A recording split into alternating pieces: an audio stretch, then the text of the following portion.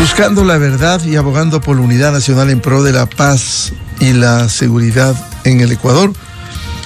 Queremos dar la bienvenida en la revista de Opinión y Democracia al asambleísta por Loja, Rafael Dávila, para hablar cómo entender estos acuerdos que funcionan en unos casos y en otros, entregar la comisión ocasional que va a procesar la reforma parcial a la Constitución con la autorización de la Corte Constitucional, que dio el visto bueno precisamente para este trámite. El proceso tiene sus tiempos. Primero, el dictamen de la Corte, dictamen favorable de la Corte Constitucional. Segundo, la integración de la comisión en la Asamblea, como ha ocurrido. Luego, la comisión procesará, vendrá el primer debate en donde se reciben observaciones. Luego transcurren 90 días para el segundo y definitivo debate, en donde debe votarse el proyecto con 70 votos, y luego va a la Corte Constitucional para el segundo control aprobado, que debe aprobar la Corte Constitucional. Finalmente, el CNE debe procesar, si todo esto ocurre previamente, procesar para ir al referéndum. Damos la bienvenida al asambleísta de Loja, Rafael Dávila. ¿Cómo entender, no sé si con acuerdo o no, entregar la presidencia de la comisión que va a tramitar las reformas, la reforma a la Constitución sobre las bases extranjeras? Buen día, asambleísta Dávila. Buenos días, Miguel. Muchas gracias por la invitación de esta mañana. La conformación de comisiones naturalmente responde a la mayoría que está operando actualmente en la Asamblea Nacional.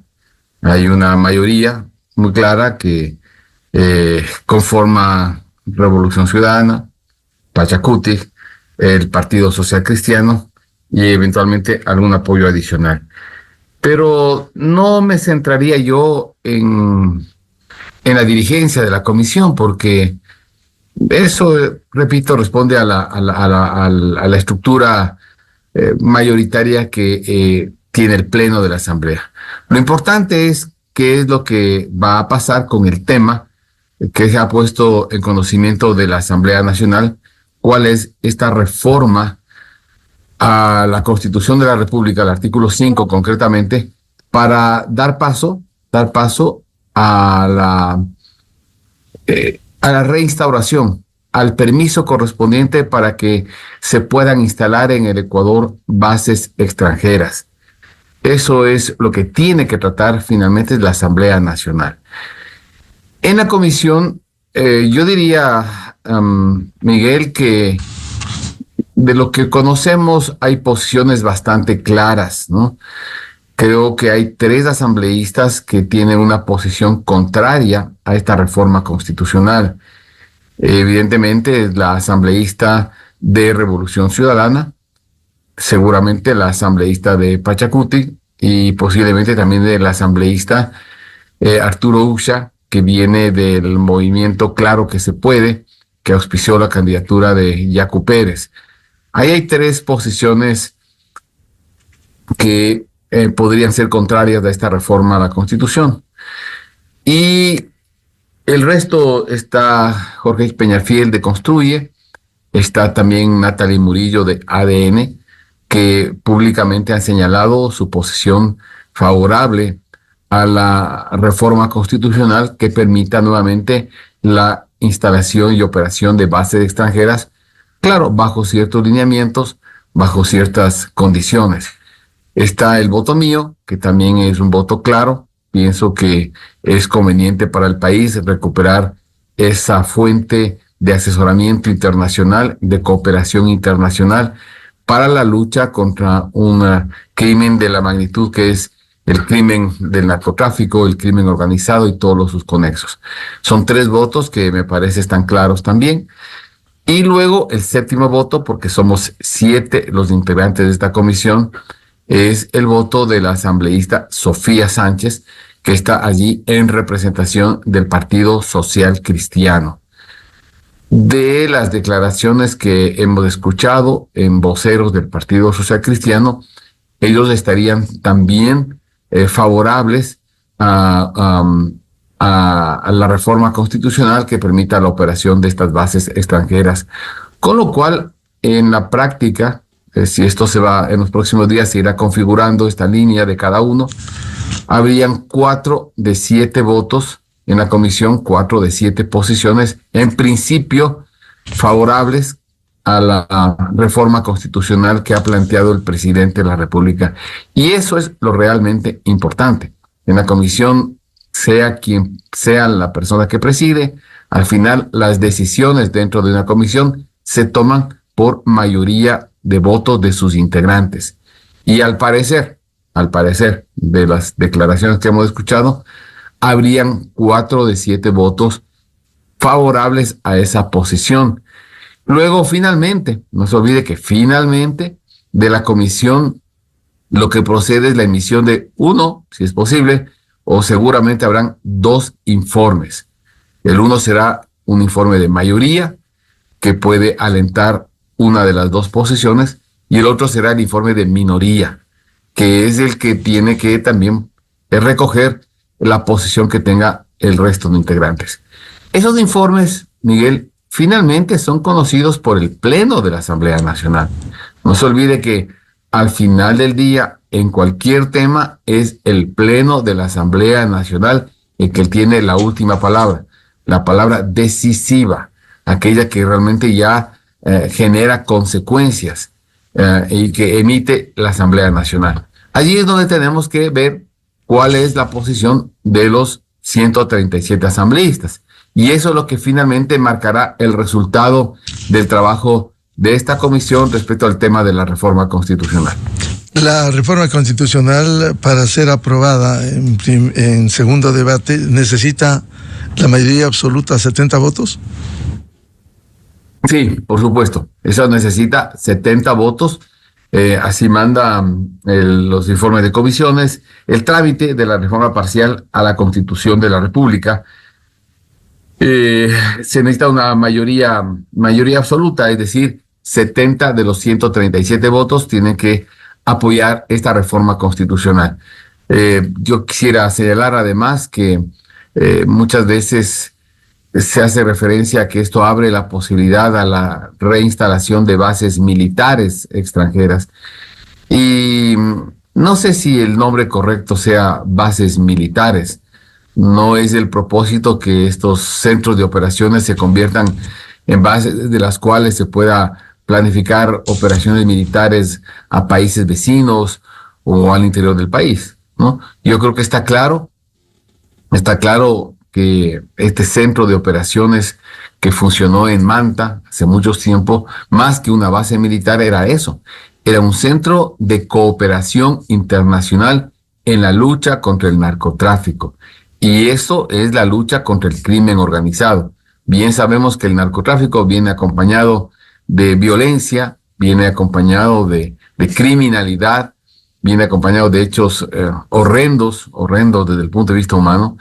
Y luchar contra este flagelo de la humanidad que es el narcotráfico y sus anexos y sus consecuencias, sin duda se trata de un crimen internacional, se trata de un delito transnacional y por lo tanto el enfrentarlo también demanda una estrategia internacional, una estrategia transnacional que se consigue con la cooperación de aquellos países que tienen también como uno de sus principales objetivos la lucha contra el narcotráfico.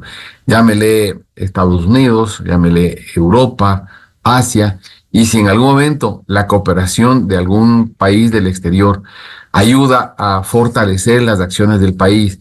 ¿Por qué? Porque se tiene tecnología para identificación de movimientos en alta mar, dentro del territorio ecuatoriano, capacitación a nuestros operadores, a nuestros soldados, a nuestros oficiales, bienes y recursos, bien sean recursos logísticos, recursos operativos, recursos económicos. si esa cooperación internacional es necesaria y es valiosa para luchar contra este flagelo de la humanidad que es el narcotráfico, por supuesto que no debería haber ninguna razón para prohibir la presencia de centros de cooperación internacional para el país en la lucha contra el crimen internacional. No debería haber ninguna razón. Ese fue el argumento, ese fue el motivo por el que ya en el año 2000, 2002 me parece, o 2001, no, esto fue en el año 99. El convenio fue en 99, 2009. Y de lo que usted señalaba, asambleísta David, efectivamente, el acuerdo fue de cooperación entre el gobierno del Ecuador y Estados Unidos para el uso de los Estados Unidos de las instalaciones de la base de la FAE en Manta para actividades aéreas antinarcóticos. Es decir, no hubo una entrega, ahí hubo un puesto de avanzada del FOL de Manta, pero sí, en la Constitución del 2008 se puso expresamente allí sí que se prohíbe el establecimiento de bases militares para que absolutamente no haya ni siquiera un puesto de avanzada para combatir al narcotráfico. Nosotros sabemos, Miguel, quienes seguimos el día a día del acontecer nacional, sabemos bien lo que ocurrió en aquel entonces. Había un acuerdo, una complicidad para que esa base sea retirada del país. Tenemos información muy clara de que las FARC ayudaron en el financiamiento de la campaña del expresidente Rafael Correa. Hay testimonios, hay pruebas que han salido a la luz pública a raíz de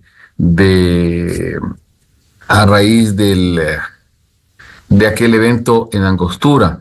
Y yo siempre creo que, como muchos nos preguntábamos, el presidente Correa, cuando llegó, deploraba la existencia de bases militares en territorio ecuatoriano porque eso era un atentado a la soberanía nacional. Y se tomaba ese argumento, el de la soberanía nacional, para no permitir la presencia de fuerzas militares extranjeras en nuestro país. Pero mire usted, Miguel, y hay que recordar la historia, había otro sector del país, ¿no es cierto?, allá en Angostura, donde allí sí se permitía que estén presentes bases militares irregulares. Claro, allí sí no había violación de la soberanía cuando los irregulares estaban en territorio ecuatoriano. Correcto. Había fuerzas armadas irregulares. Las FARC no son sino Fuerzas Armadas Revolucionarias de Colombia, fuerzas armadas irregulares de un país vecino, que a ellos sí se les había dado facilidades para que tomen una parte del territorio ecuatoriano desde el cual puedan realizar operaciones. Vaya usted a saber qué nomás se hacía desde allí. Brindar protección a sus integrantes que huían de la persecución que desde Colombia los empujaba hacia la frontera, pasaban al Ecuador, allí podían estar protegidos, desde allí podían desarrollar estrategias de acción militar, pero allí no había el argumento de la soberanía. Entonces resulta que la soberanía termina siendo utilizada para denostar, para adoptar una posición frente a una base militar que no nos gusta. Pero en cambio no usamos ese mismo argumento de soberanía para permitir que grupos armados irregulares estén presentes en otro sitio del país. Entonces, cuando Colombia bombardeó, y también lo ha dicho un expresidente de Colombia, un ex vicepresidente de Colombia, han dicho que ellos de ninguna manera podían haber advertido, podían haber anunciado al presidente Correa que se planeaba bombardear esa base militar de Angostura, ¿no? Porque decían ellos que si se lo decían al presidente Correa, él inmediatamente hubiera advertido, hubiera anunciado para que estos señores se retiren de Angostura. Por eso Colombia lo tuvo que hacer en absoluto silencio, sin haber consultado al país. Estaban luchando contra fuerzas irregulares que hacían daño al interior de Colombia, asesinato, narcotráfico, terrorismo, pero que estaban refugiados en una zona del Ecuador. Y obviamente, parte de los acuerdos a los que seguramente llegó el expresidente Correa con quienes financiaron su campaña era facilitar las acciones que estos grupos realizan en temas de narcotráfico, porque además hay que señalar, también se ha descubierto con el paso de los años que los grupos irregulares en Colombia no eran grupos sanos, motivados solamente por razones ideológicas. Ellos convivían con el crimen organizado, convivían con el narcotráfico. El narcotráfico ha sido una de las enormes fuentes de financiamiento de las guerrillas en Colombia. Y, por supuesto, al haber sido, yo diría, empujados en Colombia hacia la parte exterior, pues empezaron a descubrir que el Ecuador era tierra fértil, era tierra virgen, para pasar por aquí toda la droga procesada que venía desde Colombia. Y usaban nuestras carreteras para llegar a nuestros puertos y desde allí salían embarcaciones hacia el exterior. Entonces, la base de Manta era un obstáculo serio para las actividades operacionales del narcotráfico internacional. Y facilitar esas actividades pasaba porque se retire esa base. Y esa fue la acción, porque desde la base de Manta en ningún momento se realizaban acciones militares para inmiscuirse en la política interna del país. Tampoco se realizaban operaciones militares para planificar alguna acción contra algún otro país con el que podría tener algún conflicto Estados Unidos. Bien sabemos que eso no ha sido así, nunca se utilizó para ello. El convenio que permitía la instalación del FOL en Manta señalaba claramente que esas instalaciones, ese personal, actuaban exclusivamente en un campo de cooperación con el país, en la identificación, en la lucha contra el narcotráfico. Y en la Constitución, como usted bien lo recuerda, se llegó a plasmar en la Constitución de la República la prohibición de que el país pueda contar con bases extranjeras en territorio nacional.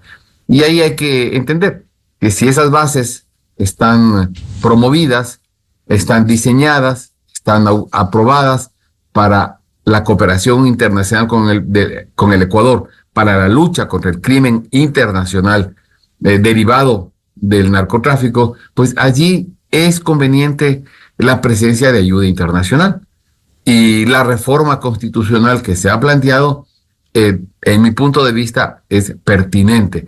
Y esperamos que en la comisión yo creo que tenemos una posición mayoritaria, eso es lo que yo creo por ahora, para sacar un informe de mayoría que apruebe esta reforma constitucional para dar paso inmediatamente a la consulta popular que tiene que ser organizada para finalmente modificar la Constitución y levantar esa prohibición que bien sabemos tenía objetivos y consideraciones de complicidad y de facilidad hacia el narcotráfico. Claro, el problema es cómo confiar si aparentemente hay mayoría de votos que se han pronunciado a favor de esta reforma. ¿Cómo confiar?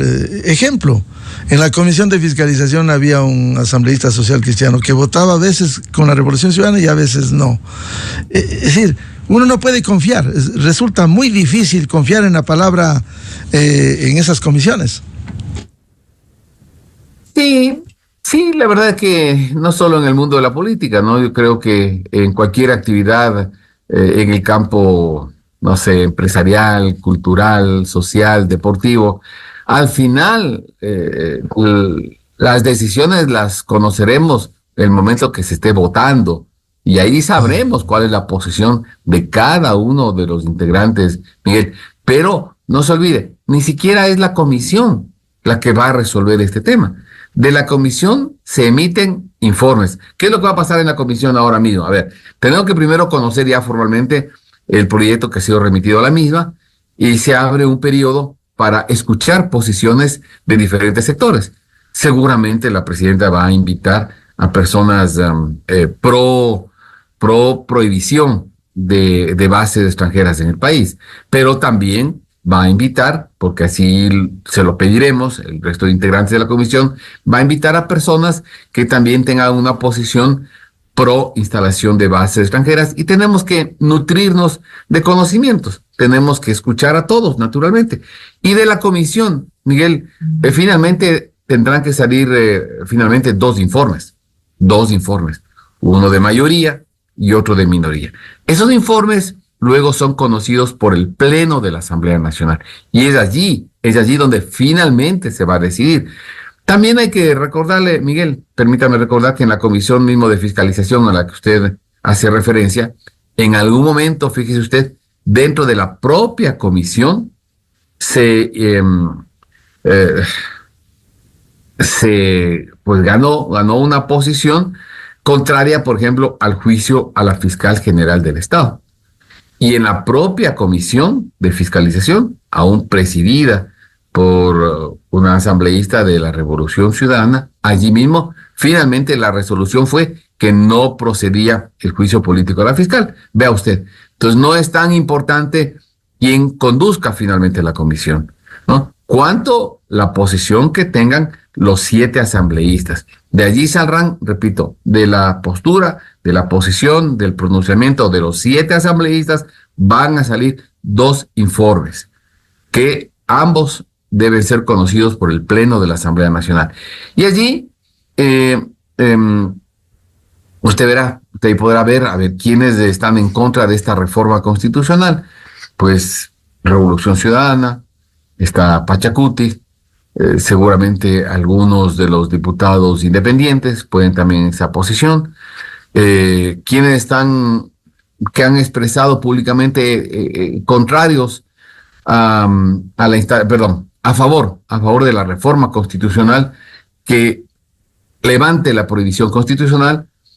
Hemos escuchado a ADN, a Construye, a un grupo importante de independientes también, y al Partido Social Cristiano. En principio, de las declaraciones que hemos escuchado, de las posiciones que han preanunciado algunos sectores, parecería ser que el Pleno de la Asamblea Nacional sí tendrá los 70 votos para dar paso a esta reforma constitucional. Asambleísta Dávila, ¿y cuál es la dinámica? ¿La comisión en qué tiempo debe entregar esto? Luego del trabajo que haga internamente, irá al primer debate donde se reciben observaciones, luego tiene que mediar 90 días para el segundo debate, y de ahí iría a la Corte Constitucional para el segundo control. Correcto, más o menos desde lo que usted plantea. Bueno, la verdad es que la comisión tiene un plazo máximo de 60 días, ¿no? Nosotros tenemos un plazo máximo de 60 días para presentar al presidente o a la presidenta de la Asamblea Nacional el informe con las observaciones que juzgue necesario introducir. Dentro del referido plazo, entonces ya en un plazo no menor a 15 días, dice, se podrán invitar a ciudadanos y ciudadanos que tengan interés en la aprobación del proyecto o que consideren que sus derechos pueden estar afectados por la expedición. Ellos van a acudir a la comisión especializada. En ningún caso, señala la propia Constitución, en ningún caso la comisión especializada ocasional podrá emitir su informe en un plazo menor a los 30 días. Pero también dicha comisión, en el plazo máximo de 60 días contados a partir de la fecha, deberá presentar el informe a la Asamblea Nacional. Es decir, la comisión especializada ocasional tiene que, en un plazo entre 30 y 60 días, es el plazo que tiene la comisión para expedir su informe al Pleno de la Asamblea Nacional. Así manda, es el artículo 22 de las reformas a la Constitución, y que además están también recogidas en el reglamento de las comisiones especializadas de la Asamblea Nacional. Así que a más tardar en 60 días deberemos tener ya el informe listo para que sea conocido por el Pleno de la Asamblea Nacional. Que sería para el primer debate donde se reciben observaciones. De allí 90 días. Esto estará para marzo o abril, digamos, estimativamente, para la votación final. Sí, correcto. Es así. Luego esto, usted sabe que se somete también a la consulta popular y creo que, en mi opinión también, la comisión debería acelerar los tiempos para, en el evento de que finalmente lleguemos a la consulta popular. Yo sí creería que esto es bueno que coincida con algunos de los dos procesos electorales que tiene el país. El uno es en febrero, el otro es en abril, por cuanto eso va a ahorrar recursos al Ecuador. Convocar a un tercer proceso electoral sabemos que tiene altos costos, toda la logística que se debe emplear en un proceso electoral. Y si ya está todo eso establecido para las elecciones, vamos a decir de la segunda vuelta, que son las que están un poquito más lejos, allá en abril, lo ideal sería que esto pueda coincidir con esa segunda vuelta y evitarle costos excesivos al país por esta nueva consulta popular. Un tema final por ahora con el asambleísta Rafael Dávila. Está cerrado totalmente la votación al juicio político a la ministra del Interior, luego de los 77 votos que hubo por su censura, no se logró los 92, cuando no se dio paso en la misma sesión o en la siguiente, como dice artículo 145 de la ley, el trámite o queda abierto, porque en la asamblea puede pasar cualquier cosa. Ya tuvimos la experiencia de un nefasto expresidente de la asamblea, Virgilio Saquicela, que tuvo como 35 días un proceso sin reconsiderar.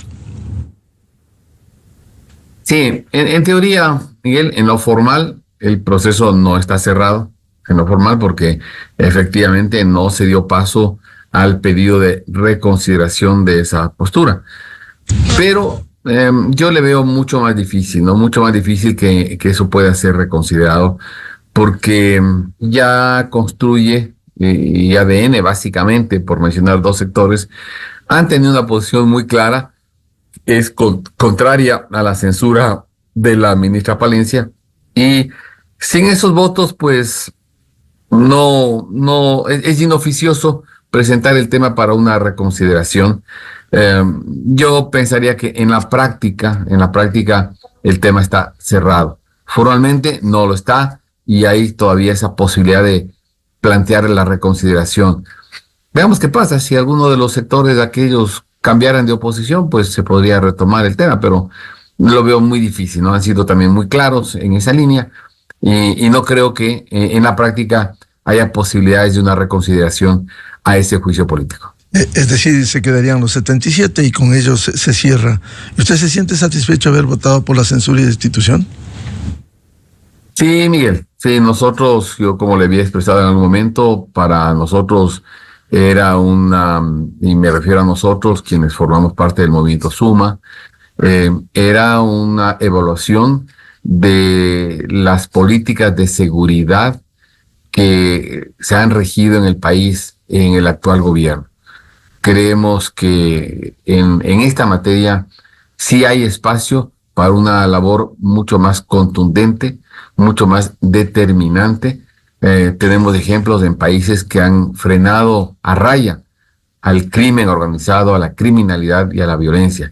Y eso se consigue con acciones mucho más contundentes, mucho más determinantes, y quisiéramos ver al Ecuador, sí quisiéramos ver al país en una línea similar a aquel país que pudo frenar, me refiero a El Salvador, ¿no? Para mencionar el caso. Allí sí se logró frenar a raya, ¿no? Y es un país que ha recuperado altos niveles de seguridad, en el cual se puede invertir con tranquilidad, en el cual se puede emprender con tranquilidad, en el cual se puede atraer turistas con tranquilidad. Y eso es lo que no está pasando en el Ecuador. Los niveles de inseguridad aún son muy altos. Podemos descubrir que hay una ligera mejora, pero es ligera. Y es como le decía alguna vez a usted mismo, es como ver el vaso medio lleno o medio vacío. Podemos ver lo que hemos llenado del vaso, o podemos ver todo lo que está de vacío el vaso y que falta por llenar. Puede haber habido un avance. Claro, hay experiencias como la de Colombia y México que les tomó, con la ayuda americana, Plan Colombia, Plan Patriota, les tomó décadas. No ha sido tan fácil. Igual México sigue con el problema. En El Salvador también hay que decirlo, si bien ha sido exitosa en un sentido, desbaratar a las marras, a las pandillas, pero violando los derechos humanos como ha observado la ONU. Hay gente que le juzgan en grupo, que tengan o no tengan la culpa, es parte del error. O sea, sí hay que tener cuidado, partiendo de un hecho. A veces también se usa la defensa de los derechos humanos para proteger a delincuentes. Sí, miren, no es un tema sencillo, no es un tema sencillo. Yo sé que una guerra dura, fuerte, frontal, contundente, podrían haber excesos, son los costos inevitables de las guerras, Miguel. Y bien sabemos cómo los grupos de derechos humanos en el país y en el mundo han usado ese tema para proteger delincuentes. Y cuando usted está enfrentando una lucha desalmada, donde usted ve muriendo personas inocentes, niños, mujeres, en todo lado, gente que está en las cárceles cumpliendo penas menores y que son masacrados, como hemos visto, pues obviamente tiene que enfrentar con mucha fuerza, y que en algún momento puede haber algún exceso involuntario, puede haberlo, pero o eso, o dejamos que sigan matando, secuestrando. Mire, el otro tema es el tema de la vacunación. La vacunación es terrible. La extorsión, sí. La extorsión, ¿no? La extorsión a pequeños emprendedores, pequeños negocios, pequeños almacenes. Eso es insoportable. Fíjese usted, hoy que la economía está tan complicada, tan crítica, pequeñas actividades comerciales que a muchas familias les permite sobrevivir, y que lo poco que pueden producir tenga que ser entregado a extorsionadores para no ser asesinados.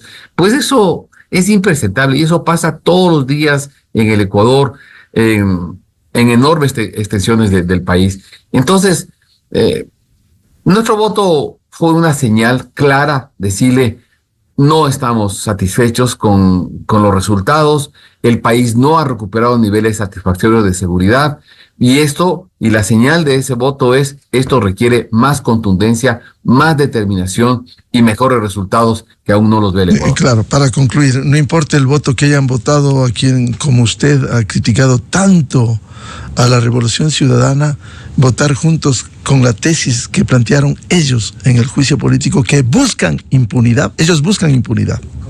Bueno, la verdad es que no guío mis conductas, no guío mis acciones por la procedencia de la propuesta. Es como si mañana, no sé, Revolución Ciudadana propusiera, que si yo, institucionalizar el Festival de Artes Vivas de Loja, de mi provincia.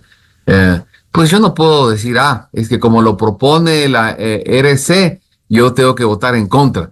Yo no actúo así, y hay muchas personas que no actuamos así.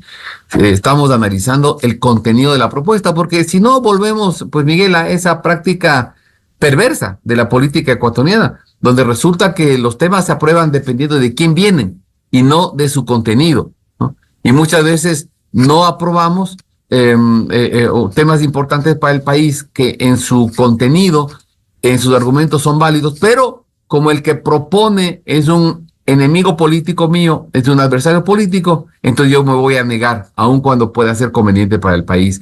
Esa no ha sido nunca mi forma de actuar. No es quien propone el que motiva mi voto, sino el contenido del tema que se trata.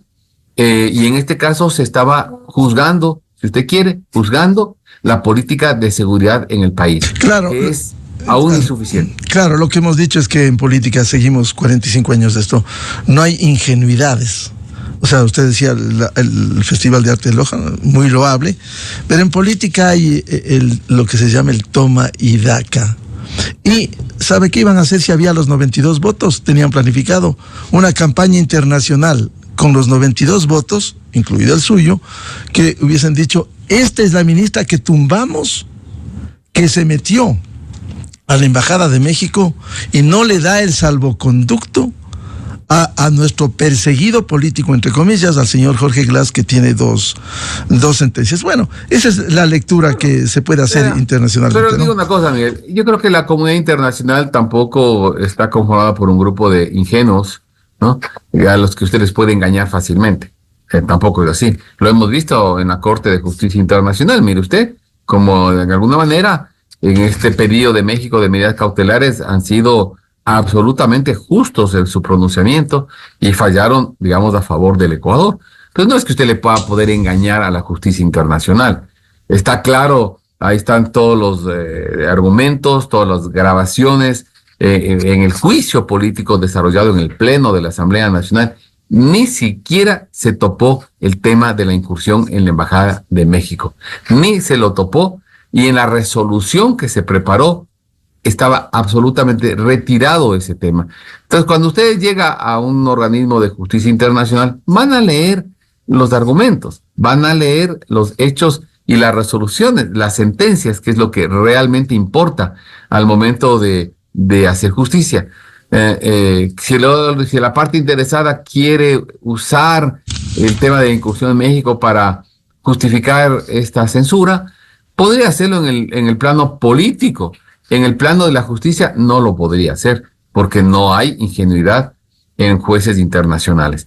Y claro, debo reconocer, Miguel, que entonces estábamos ante una disyuntiva, porque lo otro, yo le podría decir a usted, lo otro significaba. ¿Qué significaba lo otro?